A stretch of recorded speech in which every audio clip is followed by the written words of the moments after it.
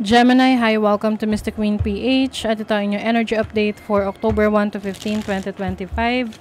If you're interested in private readings, meron tayong link sa description at sa pinned comment. Paki-check nyo na lang information kung paano mag-book for a private reading. And please subscribe to our channel to show your support. Like, share this video at comment na rin kayo kung kayo ay naka-resonate. Ayan. So, paalala lang, ang reading na to ay general reading. So, maaari kayong makarelate, maaring hindi. Just take what resonates. So, let's see, Gemini, what's coming to you. Energy update, October 1 to 15, 2025. What is the energy for Gemini? Wow, there's abundance coming in, Gemini. Aring may mga asikasuhin kang papers, information, birth certificate, kasi may records dito eh. Pwedeng literal yan ng mga dokumento, exams na kailangan mong i-take. Or this can be something spiritual para sa'yo. Some of you magkakaroon ng yung past life regression or readings about your past life, o kaya naman ay yung Akashic Records, no? Yung reading about Akashic Records. Also, meron kang ngayon, can be a decision that you need to make, you need to do ngayong first half ng October, na you are divinely guided about this, no? Meron kang sarili mong pananaw, decision, and this is going to bring you abundance, na merong opportunities for growth, maaring mas magandang oportunidad sa trabaho, sa career, sa negosyo. Let's see what else, Gemini. Six of Pentacles. This is giving and taking. I see financial stability for you, Gemini. Lalo na kung meron ka negosyo na sisimulan. Or currently meron ka ng business. Wow. You have the Sun. This is clarity, hope, new beginnings din. When it comes to your kaperahan, no, magandang daloy ng pera for you. That's why may abundance dito. Kung ano man yung needs mo, mapoprovide para sa'yo, more than enough. Kasi mas may time ka rin or panahon para makapag-ipon. I think rin mas magiging malakas yung disiplina mo sa sarili mo, especially sa spending habits mo. Alam mo kung ano yung goal mo, alam mo kung ano yung gusto mong ma-achieve, ma-reach pagdating sa finances mo or career mo. So, you are focused on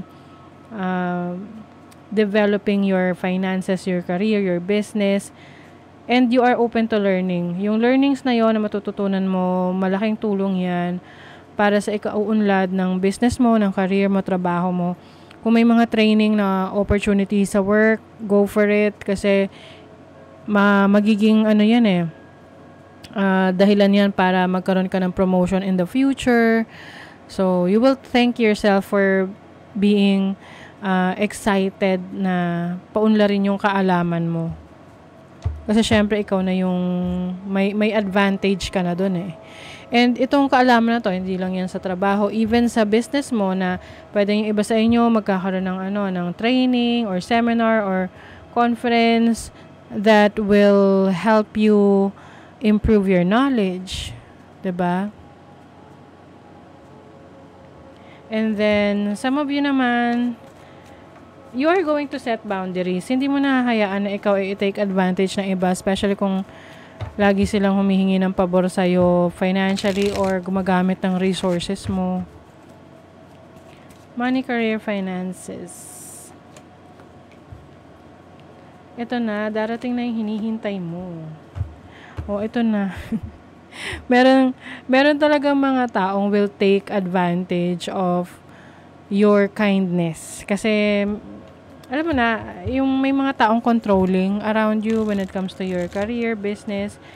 So, ito yung time na mas maganda na mag-set ka talaga ng boundaries at isipin mo kung what's in it for you. Ano yung makakabuti para sa'yo, sa sitwasyon. Kasi syempre kung lagi kang available para sa iba, malaki yung tendency na they will always ask and expect na lagi kang ganon sa kanila. 'Di ba?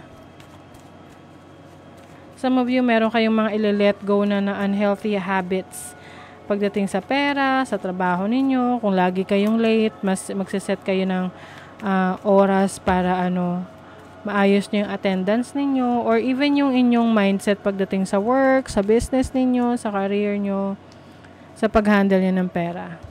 Sa relationship, okay. Maaring yung iba sa inyo, meron kayong bibigyan ng chance sa relationship, especially if matagal na yung relasyon ninyo. Pwede kasi nagkaroon ng challenge or parang hindi kayo nag-uusap, hindi kayo nagkikita for quite some time. And you will give this person a chance.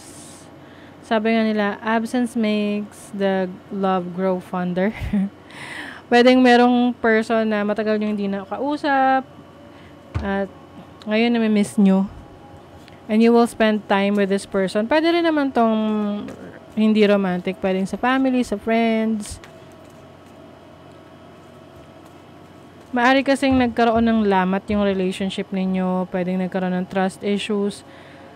Or may mga bagay lang na hindi kayo napagkasunduan. Tapos, yun yung naging dahilan para hindi kayo magkita, hindi kayo mag-usap.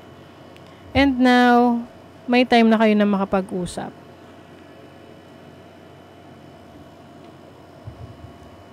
Some of you naman, hinintay nyo muna yung na makita nyo yung katangian ng isang tao na gusto nyo makita para pumasok sa isang seryosong relationship.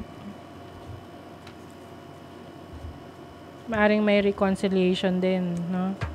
Sa family. Let's see what else, Gemini.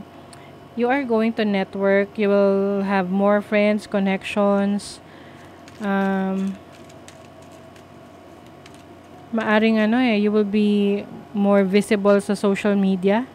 So, if you are into social media, kung ikaw ay content creator, social media influencer, mas mag-gain ka ng followers. You will be more famous. Maaring meron ka mag-viral na magva-viral na video or creation, content. Meron kang wish na matutupad. Wow, ang ganda. You will be recognized. May mga achievements ka na you will be very proud of. Meron ditong may mga merong energy sa paligid mo na tipong gusto kang i-control or gustong pakialaman yung mga decision mo sa buhay. So, be more vigilant pagdating doon. Kasi, this can be your partner, yung family mo, no? Whoever this is. Lalo na't nakikita nila na you are gaining traction or you're gaining popularity or gumaganda yung buhay mo. Kasi nga ganun kapag parang hindi na significant yung value ng isang tao sa isang tao, nagiging insecure sila and gagawin nila yung lahat ng paraan para makontrol nila yung isang tao. Kahit na to the point na magsisinungaling sila or alam mo yun, they will try to control. So be careful sa mga ganun. I think you will also let go of connections that are no longer serving you, na hindi na nag-align sa goals mo, sa values mo, sa plans mo, sa pangarap mo. Spiritual maintenance, be your own caretaker. Yes. Alam mo kung ano yung needs mo, na sarili mo. Some of you maaring mas magiging connected sa inyong higher self, like you will be more aware of your soul's needs, no? Like if you are into religion or spirituality, mas magiging active ka sa pag-practice ng iyong spiritual beliefs. Gaia's gateway, access Earth's inner wisdom. So you will learn a lot, no? Marami kang pag-aaralan or mga bagay na interesado ka, lalo na if it is something to do with your belief system, like yung religion, may fina-follow ka na religion, or yung spiritual path mo.